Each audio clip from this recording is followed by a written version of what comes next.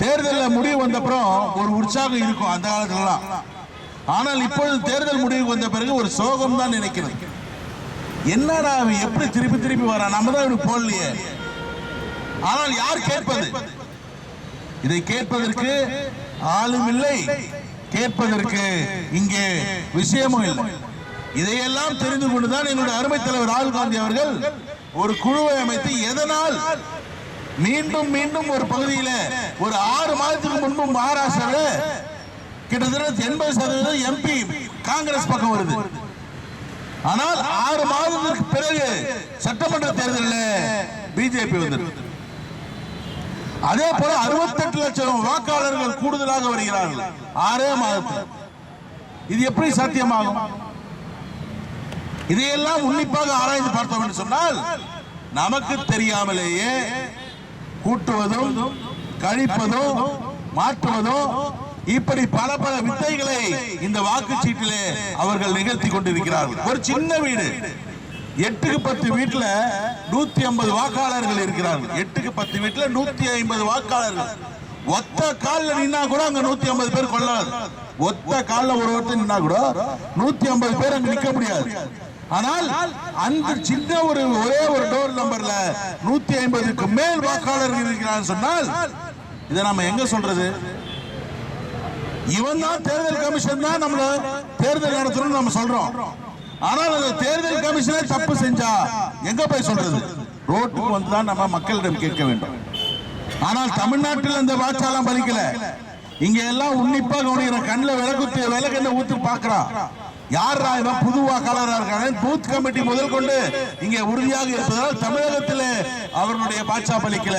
ஆனால் வட மாவட்டங்களில் அவர்கள் செய்கிற வட மாநிலத்தில் செய்கிறார்கள் சொன்னால் அதற்கு முத்தாய்ப்பாக இந்த கையெழுத்து இயக்கம் இருக்க வேண்டும். அதிகப்படியான எண்ணிக்கையில கையெழுத்தை பார்த்தோம் சொன்னால் பிஜேபியும் சரி தேர்தல் கமிஷனும் தன்னை திருத்திக் கொள்வதற்கு ஒரு வாய்ப்பாக அமையும் என்பதை மனதில் வைத்துக் கொண்டுதான் இப்படிப்பட்ட ஒரு இயக்கத்தை நடத்த வேண்டும் சொல்கிறார். ஏதோ நாங்கள் கொள்கைக்காக பாரதிய ஜனதாவை எதிர்க்கவில்லை, கொள்கைக்காக மோடியை எதிர்க்கவில்லை. இதுவரையிலே 11 ஆண்டுகள் ஆண்டுகிறார்களே, இதுவரையிலே அவர்கள் என்ன சாதனை செய்திருக்கிறார்கள், மக்களுக்கு என்ன பயன்பட்டிருக்கிறார்கள்? ஏதாவது மக்கள் விரும்பும் ஒரே ஒரு ஸ்கீம், மக்கள் விரும்புகின்ற ஒரே ஒரு நிகழ்ச்சியை ஒரு ஸ்கீம் அவர் தந்திருக்கிறார்கள் சொன்னால் இல்லை. நம்முடைய நேரு பேரிலிருந்து எடுத்துக்கிட்டீங்கன்னு சொன்னால் நேரு காலத்திலிருந்து, இந்திரா காலத்திலிருந்து, ராஜீவ் காலத்திலிருந்து, மன்மோகன் சிங் காலம் வரை எண்ணற்ற திட்டங்கள், எண்ணற்ற மக்களுக்கு திட்டங்களை தந்திருக்கிறார்கள். பொதுத்துறை எவ்வாறாக வளர்ந்தது நீங்கள் பார்த்தீங்கன்னு சொன்னால் பொதுத்துறை சிறப்பான முறையிலே இவர்களுடைய ஆட்சி காலத்தில் இருந்தது.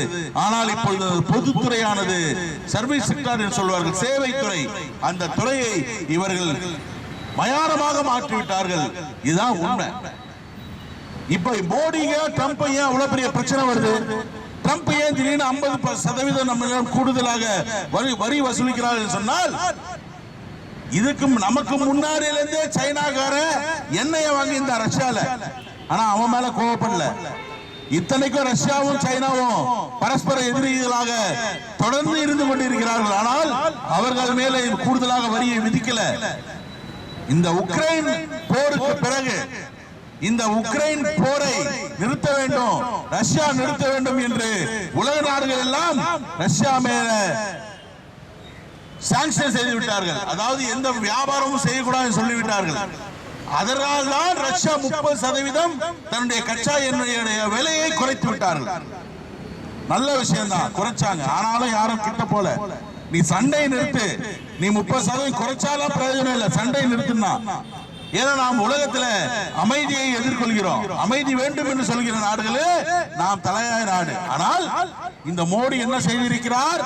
30% 40% கச்சா எண்ணெய் குறைந்த விலையிலே கிடைக்கிறது, இதை பயன்படுத்திக் கொள்ள வேண்டும் என்று சொல்லி போர் துவங்கிய பிறகு இந்தியா ரஷ்யாவிடமிருந்து கச்சா எண்ணெய் வாங்கியது.